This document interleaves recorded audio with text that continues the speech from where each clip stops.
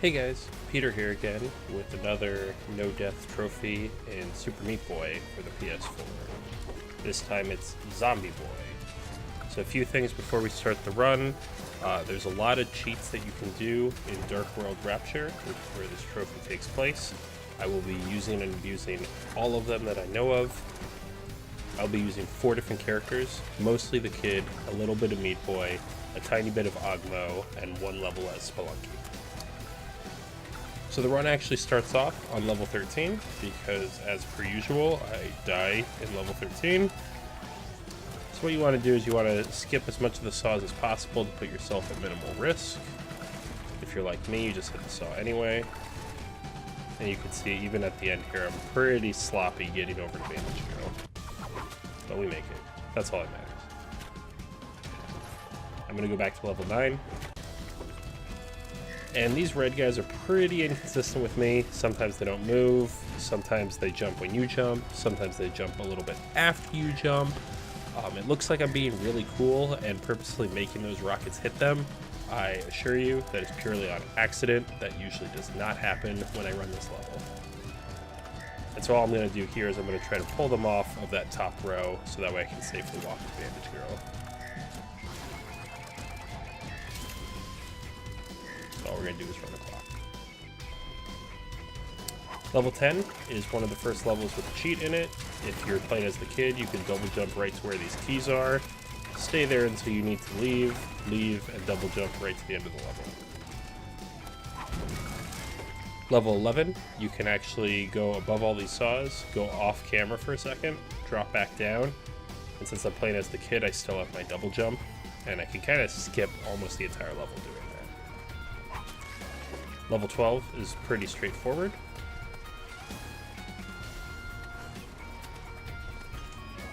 Just gonna go grab the key, and we're gonna come back, make sure we don't do anything stupid, jump on the right platforms, and exit the level. I skipped 13, because obviously we start with that level. Level 14's pretty safe gimme level as long as you don't hit the salt as you go down these columns.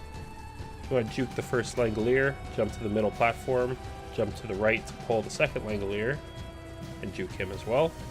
Since you're playing as the kid, you can skip the second column and go up the spot without the salt. And the only tricky part is making sure that this third Langolier doesn't kill you on your way out of the level. Level 15 is a level that should be a gimme level, but it's a level that I mess up a lot. I don't know if it's the pressure of the salt flying after me or what, but they're pretty straightforward jumps, and I mess it up constantly. 16 is the first one we're going to play as Ogmo, again for that smaller hitbox. He also has a double jump like the kid, so it makes it pretty easy to get up this column. Really the only spectacularly hard thing about this level is as soon as you get out of this middle column, you have to be fairly quick, otherwise that Langolier is going to kill you before you can make it to the end of the level. 17 through 20, we're going to play as Meat Boy. We kind of need his speed and his timing. What you're going to see here is I'm going to wait until those rockets are horizontal and then immediately go. The reason for this is because it lines up the buzzsaws perfectly, so I can just keep going to the next area as soon as the rocket frees it up. That may not be the best timing for you, but you'll get your own timing down.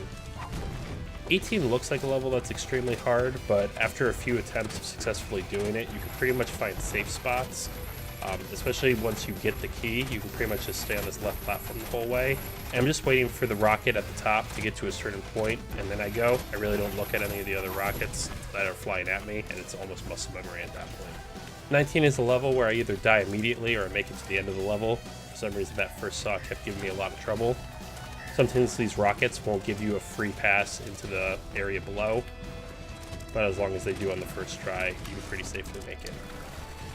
Here we're going to use a glitch, where if we're in the right spot, these disappearing and reappearing blocks will shoot us up to the top, just like that. As long as we can dodge this second saw, we're done with the level.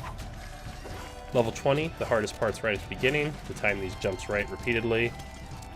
Takes a little bit of practice. Here's just some more disappearing and reappearing blocks. We're going to use the same glitch that we used in 19, where we're going to make this block disappear, get to a spot on it, and it's going to force us down. jump over the last saw, and finish the level. So at this point, we've done 9 through 20. All we have to do is do 1 through 8, which are way easier than 9 through 20, and we have the trophy. We're gonna play as the kid again, and the reason for this is because you can do a neat trick with the kid, where if you don't jump from a standing position, if you slide off a wall, you still have your double jump, so you can almost triple jump, and that's how we skip half the level there. 2 doesn't have any neat tricks like that, but as long as we're playing as the kid, the double jump is pretty much enough to get us through the level.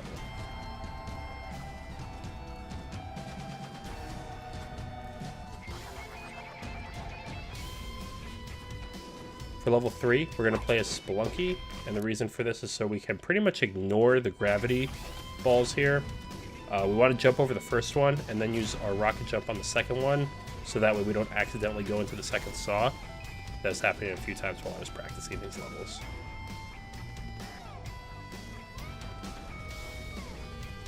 And you want to stay low. The only reason for that is sometimes the gravity can take your rocket jump, push you really high, and push you into a saw. You'll see, especially coming back from this second key, we're going to stay low on all of these gravity balls. And then stay extremely low as we go to Bandageiro. Level 4, we're going to play as the kid.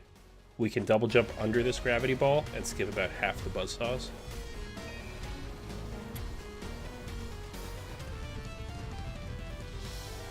Jump across the gap. And as long as you dodge that middle saw, don't accidentally float right into it, you'll be fine. Level 5, you actually want to go to the right if you're playing as the kid. That's so you have enough speed to make it all the way to the end. We actually don't do it this time because we jumped late on the second jump there. But we'll get it on the second try.